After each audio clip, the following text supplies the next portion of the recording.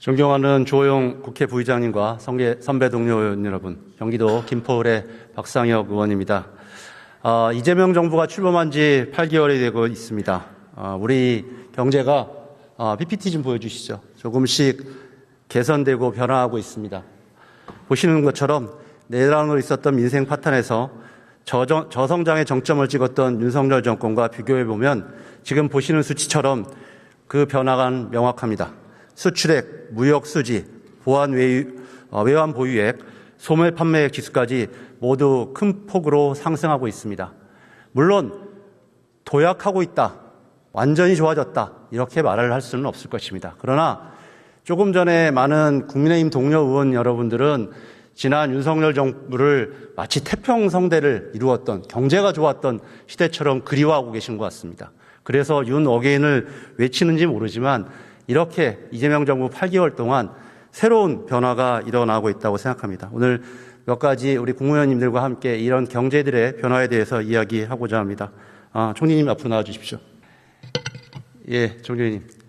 제가 오늘 총리님을 어렵게 뵀습니다. 제가 오늘 아침에 교통사고가 나서 오늘 참석을 못할 뻔도 했는데 총리님을 뵙기 위해서 이렇게 온 것 같습니다. 네, 좀 전에 제가 코스피 5천 주가지수에 대해서 다른 평가를 아마 이해는 이런 양극화가 되지 않아야 된다. 너무 그런 취지이신 것 같은데 이거 코스피 5천 높은 주가지수에 대해서 상대적 박탈감이다 이렇게 표현하시는 걸 보고 좀 놀랐습니다. 이재명 정부 출범 이후에 우리 새롭게 변화된 경제 8개월이지만 성과가 있다면 뭐라고 총리님 생각하십니까? 큰 틀에서는 다시 해볼 만하다. 여러 가지 어려움은 있지만은 경제가 살아날 수 있을 것 같다라는 큰 심리의 회복이 제일 큰 것 같습니다.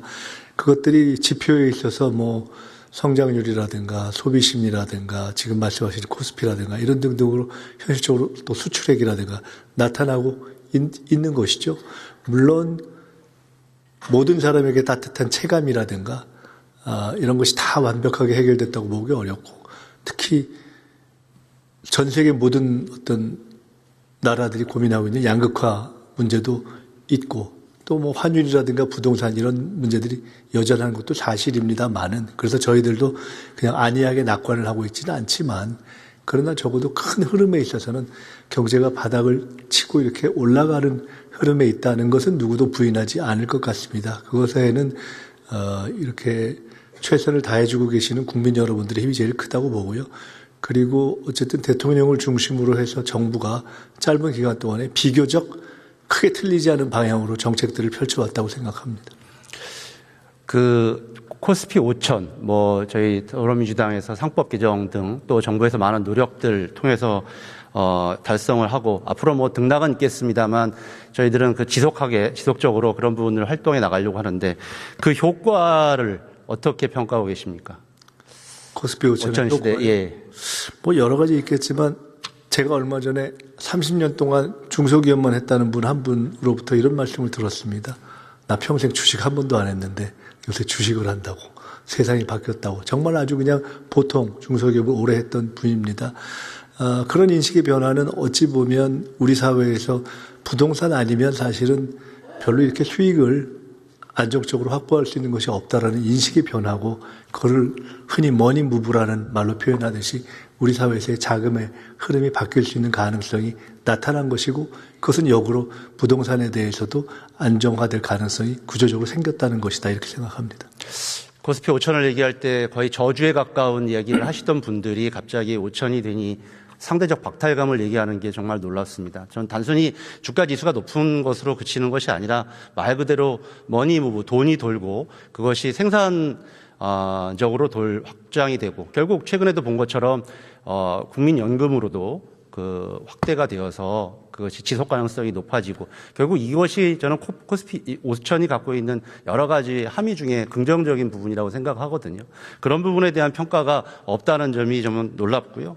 저는 그래서 특히 이제 생산적 금융이 굉장히 중요하다고 첫 번째 생각하는데 조금 전에 김태년 의원 얘기하신 것처럼 KIC를 통한 국부펀드도 중요하지만 저희 정부에서 지금 국민성장펀드 150조를 하고 있지 않습니까? 이게 과거에 있었던 펀드와는 다른 점은 무엇입니까, 총리님?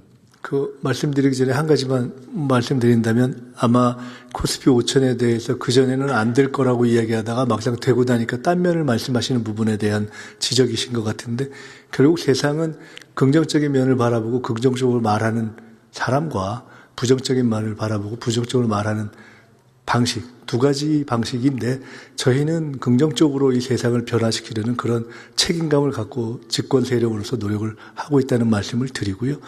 국민성장펀드가 과거에 있어서의 유사한 것과 차이가 있다면 첫째는 규모, 둘째는 결정에 있어서 운영 결정에 있어서의 어떤 민간의 참여. 세 번째로는 지금 시대에 맞는 어떤 전략적 투자를 할 수 있는 쪽으로 초점이 맞춰졌다는 것. 네 번째로는 그 범위에 종래에는 별로 이렇게 운영되지 않던 문화 관련한 부분까지도 어떤 전략적 투자를 할 수 있는 이런 것들 정도가 과거와 좀 다른 것이 아닌가 생각하고 있습니다. 예, 결국 좀 전에도 더한다 세제 혜택 문제까지도 있습니다만 해상 풍력, AI, 원전, 방산 등으로 좀 확대되면서 저희들이 생각하는 생산적 금융으로 발돋움할 수 있는 중요한 계기라고 생각하고요. 잘 많은 활용할 수 있도록 예, 하겠습니다. 관심 부탁드리겠고